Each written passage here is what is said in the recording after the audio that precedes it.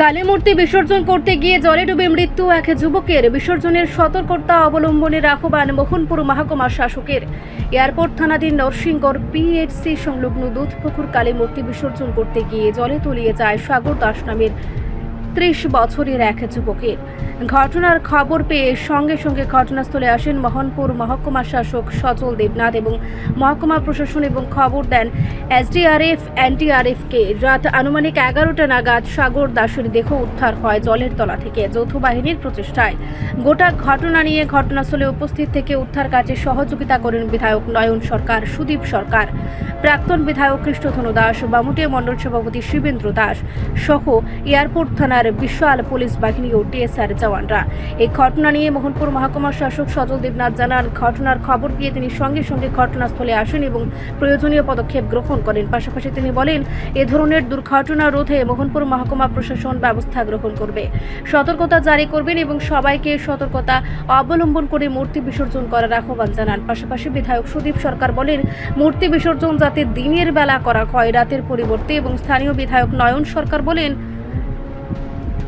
খুবই মর্মান্তিক ঘটনা এটি, তাই মানুষ যেন সতর্কতা অবলম্বন করে মূর্তি বিসর্জন করেন এবং প্রশাসন যেন এ ধরনের দুর্ঘটনা রোধে উপযুক্ত ব্যবস্থা গ্রহণ করে। এই ঘটনাকে কেন্দ্র করে ব্যাপক চাঞ্চল্য এবং উত্তেজনা ছড়ায় গোটা এলাকা জুড়ে। প্রতিমা নিরঞ্জন করতে গিয়ে আজকে জলে ডুবে একজনের হয়তোবা মৃত্যু হয়েছে, এটা কনফার্ম না, যদিও কি বলবেন এই ঘটনাটা নিয়ে? খুবই হৃদয় বিদারক ঘটনা। আমি শুনতে পেয়েছি ফোনের মাধ্যমে, তার সঙ্গে আমি খবর পেয়ে এখানে এসেছি। এখানে এসে যা খবর পেলাম যে আজকে কালী প্রতিমা নিরঞ্জন করতে গিয়েছিলেন এই এলাকার একটা ক্লাবের, দীর্ঘদিন ধরে তারা পূজা করছেন, তো আজকে প্রতিমা নিরঞ্জন করছেন, কিন্তু ওইখানে দুর্ঘটনাবশত 3 জন ছেলে নাকি তারা সাঁতারও জানে না, তারা ডুবে যাচ্ছিল। এর মধ্যে 2 জনকে উদ্ধার করেছে একটা ছেলে, এই এলাকারই ছেলে, কিন্তু একজনকে উদ্ধার করতে পারেনি, যার নাম সাগর দাস।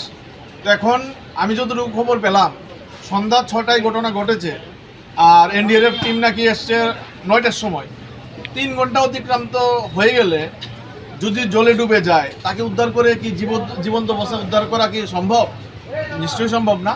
তো এরকম অবস্থায় উদ্ধার করেছে, আমরা যদিও জানি না, তবে আমরা যতটুকু অনুমান সম্ভবত ছেলেটা সাগর দাস মৃত অবস্থায় উদ্ধার করা হয়েছে, ওনাকে হাসপাতালে নিয়ে গেছেন, কারণ বাকি ব্যাপারটা ডক্টররা বলতে পারবেন।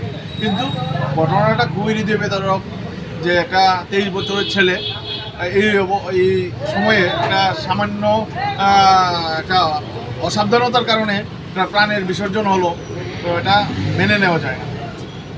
বিশেষ করে নিরঞ্জন করতে গিয়ে যে সকল দুর্ঘটনাগুলি ঘটে, হ্যাঁ, এই ক্ষেত্রে কি কি পদক্ষেপ গ্রহণ করা যায়? এই সকল দুর্ঘটনা রোধে কি মনে করছেন আপনারা? দেখুন, এগুলা ক্লাবের পক্ষ থেকে একটা সতর্কতা অবলম্বন করা দরকার, সতর্কতার সহিত এসব বিসর্জন করতে লাগে।